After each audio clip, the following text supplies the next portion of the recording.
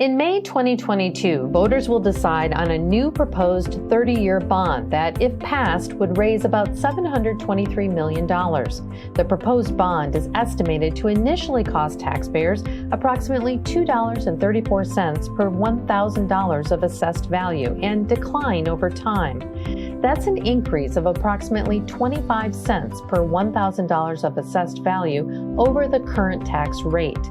For a homeowner with an average assessed property value of $303,000, that's an increase of about $76 per year. If the bond passes, how would the district prioritize projects? Well, it started in 2019 when the district hired an outside consultant to do a comprehensive facility condition assessment of all BSD properties. The consultant scored schools and district buildings on seismic readiness, age, condition, and the amount of deferred maintenance. Then last February, the district asked you to fill out a survey that further prioritized the needs. That all resulted in a list of proposed projects that fall into 6 main categories. First, modernization at 44 of our 53 schools. Things like office relocations to increase security, classroom improvements, new playgrounds, and synthetic turf fields at some high schools. It also includes 2 school rebuilds, Beaverton High School, which was constructed in 1916, and Raleigh Hills, constructed in 1927. Second, seismic improvements. Take a look at this graph. 13 of our 53 schools currently meet or nearly meet the district's goal for damage control, leaving 40 of our schools that don't meet the district standard for earthquake readiness. If passed, the proposed bond would fund Phase 1 of that work, starting with our older middle schools: Cedar Park, Five Oaks, Highland Park, Meadow Park, Mountain View, and Whitford.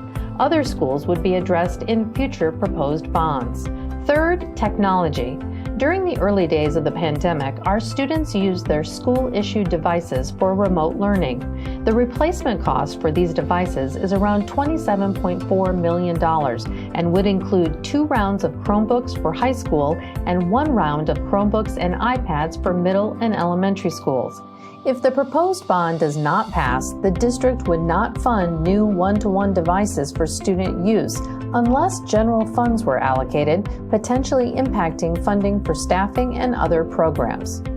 The proposed bond also would cover more than $16 million worth of network and infrastructure upgrades, as well as extra devices and parts.